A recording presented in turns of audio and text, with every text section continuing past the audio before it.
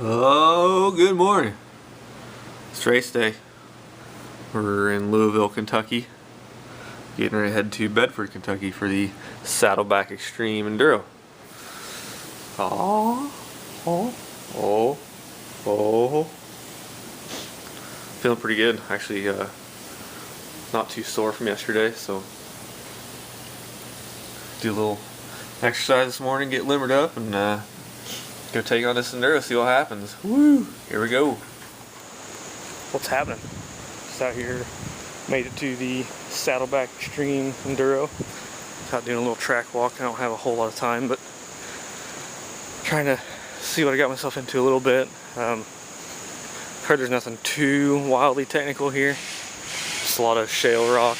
To me, it looks very similar to what we just rode last weekend at Redbird. You can see it's nothing. I'm not walking into super technical stuff. It's too far away. I don't have time. I gotta get back to get ready, but yeah, nothing too crazy hard. Just it looks like some just really nice, good single track, honestly. So pretty excited. Good event to get my feet wet again and see where we're at, endurance and talent-wise. But yeah, we're here. Bike's ready. Feel pretty good after yesterday, honestly. I can't complain. So let's see where the day takes us. Haha. Welcome back. So we're here once again, like you heard several times already, the Saddleback Xtreme Enduro. I picked this event because it's the last round of the American Hard Enduro series that I saw on the calendar, and I knew I needed to get some seat time and see what the actual hard enduro is all about. I've seen a lot of video, and so I kind of had an idea, but again, as always, I've said it several times in the vlog, most of you should know, videos do not do this stuff justice. The GoPro distorts the angles and stuff. I mean, it's cool video, don't get me wrong, but it doesn't do the stuff justice, so I want to come get a feel for it in person.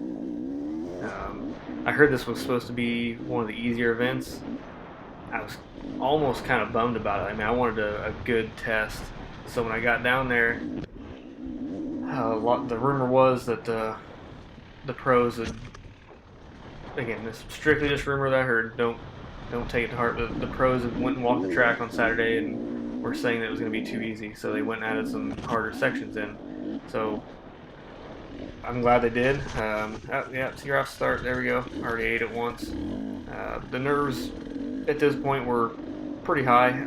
I was more so nervous of not the result I was wanting to get. I was just nervous about, I didn't have a lot of seat time.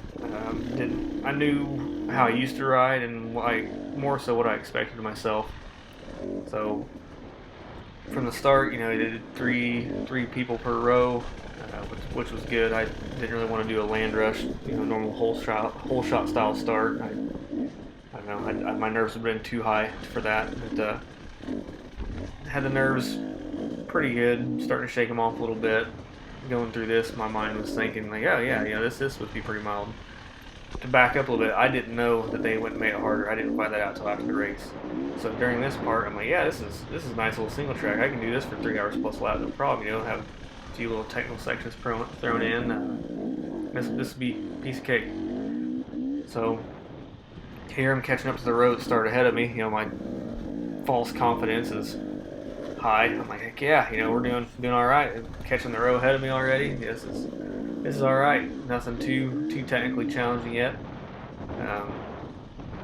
First ride on the hybrid, somewhat gummy tire, so I was kind of getting a feel for that. It definitely does feel different, the hybrid gummy tire and the moose insert combination. I've been a regular motocross tire and heavy duty tube rider my whole life, so this was definitely interesting to say the least. But I apologize to this guy. I was trying to bump his tire, help him over the log a little bit, but it didn't work. It just pinned him there. I felt like a real idiot, but that was the first somewhat, I wouldn't even call it a hard obstacle, just awkward. You got to cross over a log with a branch over your head, so you got to duck low. So then we're back to pretty smooth single track, getting the flow going, shaking the nerves off a little bit. again, I could tell already that my arms weren't quite where they needed to be, but you know, that's it just comes with seat time. There's no replacement for that. I know that.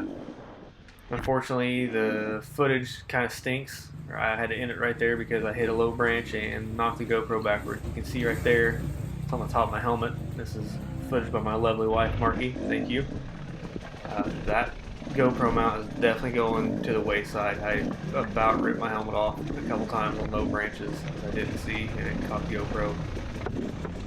So I'm going to go to the chin mount GoPro for sure. That seems to be the option for the enduro guys, or under the visor. I've got a new helmet after this event too. I took my helmet off on a big steep hill and fell down and blasted a tree. Knocked one of the vents off, so if it hit that hard, I don't want to wear it on my head anymore. It's probably unsafe.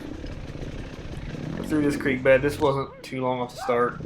Again, still getting used to the tire differences and still shaking off some nerves. Again, here in Central Illinois, we don't have rock like this at all, so I was getting used to it. I know in my head to stand up and just lean back a little bit, carry the front wheel and go fast, but to try to shake the nerves off and get the muscle quivers going, stand up and do that doesn't translate very well when you're riding. So yeah, I knew I should have done better there. Again, watching the video, I see a lot of areas where I know I can do better. I've done better before. It's just again, shaking the nerves off and doing it. But I was when we first started, I was really hoping to try to do the Pro A lines, and after seeing what they sent us on, I would hate to imagine what the Pro A lines look like. Although to dispute, there was one section where I swear our line was harder. I looked at the Pro A line, and when I got done, and I could have easily made that versus the BEC line they sent us up. But hey, it's a challenge no matter what. But again, here everything, even the easy stuff was just off camera, so you never had a good moment to rest. Again, I'm sure the pros would say otherwise, but for me, coming from Central Illinois, there's not a lot of crazy elevation change, and there's plenty of traction. This is, there's a lot of loose rock and off-camera stuff. So anytime you would flinch and touch a brake, it would try to slide you down the hill. It was not very stable, but made it right along through here. Again, passing a few people, I still hadn't got to any of the really hard technical stuff. This was hands down the easiest stuff of the day, and looking back, I was like, yeah, this is pretty good. I could ride this all day, but I wish I could go back and ride this stuff again. This was truly fun. The hard stuff got to be a little probably out of the fun zone, but that's part of it. You got to learn to do it. If you can ride that, you can ride anything. That's why I always looked at it. But yeah, there's a few bottlenecks here and there. Get through. You can see again just the amount of loose rock. It's loose topsoil with shale scattered everywhere. So there was no grip. It was mind blowing. Again, the Shinko 525 cheater tire, I'm sure made the grip better than it really was. I mean, had you been running a standard MX tire, the results probably would have been miserable, I'm sure. Again, my infinite wisdom and vlogging and knowledge of this place, I shut the GoPro off right through here, right before we get to the hard part where I failed several times and pretty well just gassed myself. My peak heart rate was 205 beats per minute at one point. I was absolutely gassed. But it was a pretty gnarly uphill section. I ended up making 3 attempts before I got it. The first attempt I botched up. In my true old-fashioned ways, I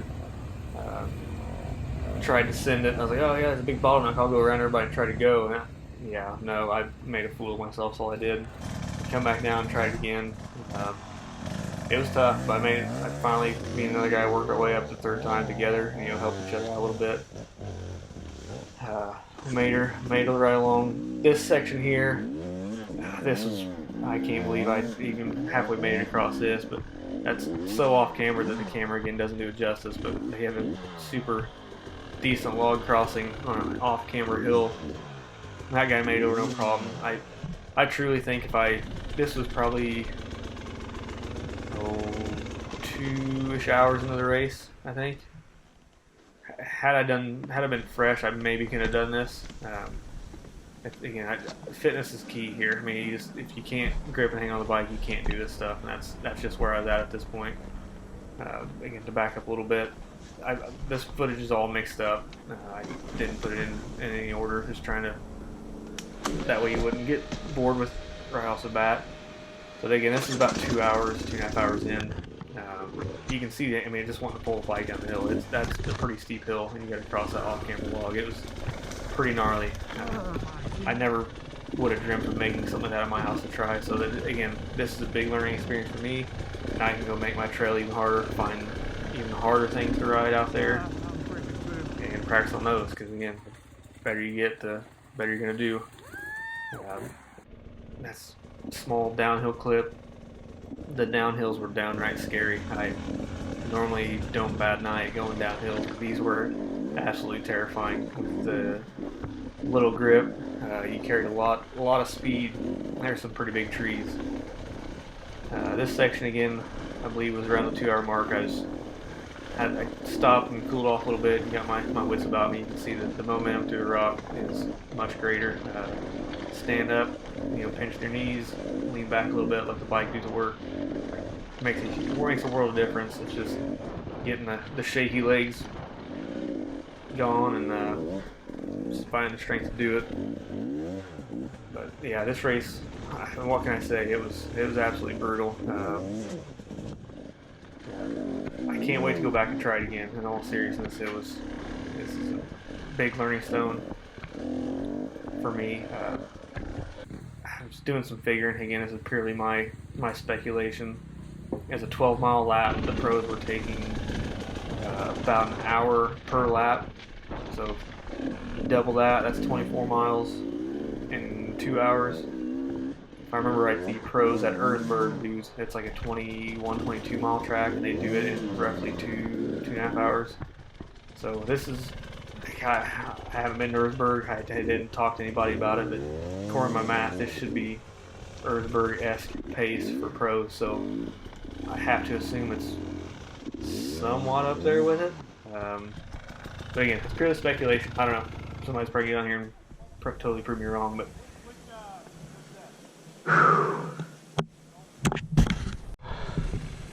This is freaking hard. As always, the camera does not do it justice. We're setting at about at least a 15-20%, probably more than that, I don't know. Steep. I bet it's 25% incline. I can climb just about any hill around Central Illinois. This place is insane.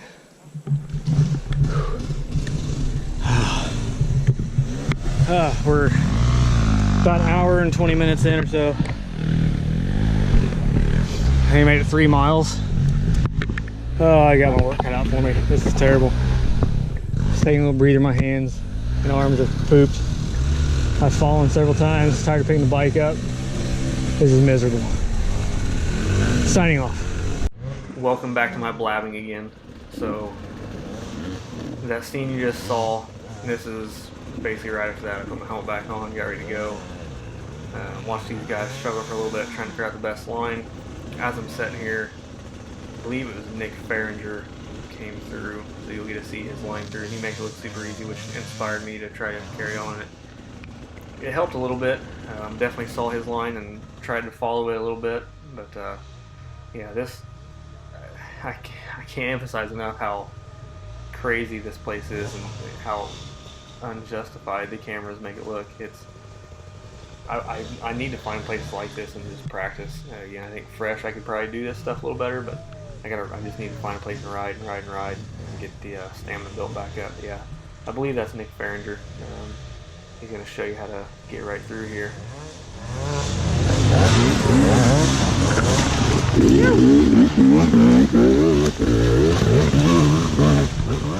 So yeah, that's how the pros do it. They make it look really, really easy. So I got my confidence built back up. Said I'm going to press on regardless. So I take off, make pretty good progress, kind of get stuck behind this guy a little bit. He throws a huge rock right in the middle of the plate. That would have felt great, hit me in the chest. Finally have enough of it and keep going. Kind of brings me to the next point. If I was watching a vlog, I think it's Zach Attack 1. If you haven't given his channel a look, go do that. He does a lot of a lot better job at this than me. I'm trying to get better at it. Hopefully it's showing as we go along. But he was saying, like he's running the hybrid gummy tires. I don't remember which one exactly, but he feels like he gets more grip on the rock than in dirt, which I totally agree with. It was amazing how much grip these tires have on the slick rock face. I know this clip isn't doing it really very good justice, but this is more rider air than tire. Again, I try not to spin too much. I didn't want to get my moose insert too hot and disintegrate it. But again, this was just truly a rider air. I mean, I was off the bike trying to push with no grip, so as soon as I hopped back on, give the clutch a few pops, it took right off. I mean, just tracked right up this. It's just, again, I just need to work on upper body strength. The cycling has my legs feeling pretty good. My legs felt great, honestly, the whole race. Outside of just the nervous, not being able to stand up, nervous shakes. But we'll get over that, just get some more seat time, get a few races under our belt, get rid of the nerves, track it right up. That's about it. At this point, I think I think an hour and a half into it or so, roughly, and I had no idea what was in store still. But yeah, it was a heck of a race. I'll definitely be back next year. I'm going to try to find some more hard enduros to do. I don't know if there's any. There's probably some smaller events I know coming up. This log right here, I can't believe I even made it like I did. I full on expected to just basically hit the front wheel and fall down into the water, but made it up over it. Had to get off and get a little push. But it just shows how tired I was at this put, and just bam, I was gassed. This is right before I finally called it quits. I made it over that. You go down this rock section, hang a left, and you have to go up the double shelf ledge. That's what I call it. I don't know what the actual locals call those, but it's about a 2-foot ledge up to another 2-foot or 3-foot ledge, and then I was done. But yeah, it's not how I wanted the event to go, but we'll make it again next year and conquer it. Thanks for watching.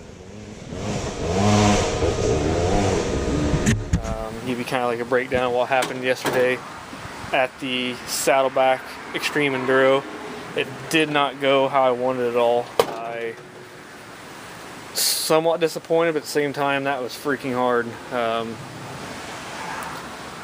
I've got a lot of work to do. That's all I can say. Again, as you can see in the previous clips, it was brutal. I made about 3/4 of a lap, I think. I think there's only a couple miles left to go. And it took me 3.5 hours to do it. Kind of disappointed, but at the same time, a lot of it was fitness. There's a lot of stuff I amazed myself that I was able to do. So there is that. I was excited about that. But yeah, I just gotta work on fitness, get used to throwing this bike around. Again, I thought I could climb hills pretty good, but those actual hills down there made me look pretty silly. But used the Shinko 525 cheater tire. Held up pretty. You can see how soft it is. I mean, this thing was it was a lifesaver down there. Held up decent. You can see it. I tried not to spin a whole lot, so it saved a little bit, but it wore the edge off, so not too bad. I got the moose inserts in there. Upgraded, did the brake disc guard. I knew going down to starting to do all this rock stuff, I need some protection, so I did a swing arm protector. You can see you got a nice little gouge right there. Crunched the pipe a bit more. That kind of sucks. That's pretty good gouge there in the pipe. Upgraded, did the Trail Tech cooling fan, which was a lifesaver again yesterday. Enduro Engineering radiator braces. Destroyed the bar ends. Both grips are just pretty much shot. The unbreakable levers did their job. They didn't break. They got tested a lot. Used the pull straps a little bit. The Cherubi's front brake disc guard held up. The fork boot caps, I think, did their job. Again, everything I've done to the bike was just essentially for protection. I think the other side of the pipe's got a few dents on it as well, but yeah, it's this bike's awesome. It definitely I mean, I didn't do it justice yesterday. I let it down. I feel like it's an awesome bike. So yeah, there's that. But yeah, definitely can't wait to go back next year. Be more prepared and know what I've gotten myself into. I don't like to make excuses, but at the same time, I rode Redbird last weekend, and before that, I rode at my property a couple hours, and that's the only riding I've done really within the last 4 years. So I shouldn't be so hard on myself. At the same time, I know I'm better than what I did, so just got some work to do. That's all there is to it. But yeah, so I guess I DNF'd. I mean, we did 3/4 of a lap and got to one of the uphill creek sections that had like 2 shelf ledges in it. I made it up that, and you had to take an immediate left and go up a really steep, greasy hill, and I had nothing left. My arms were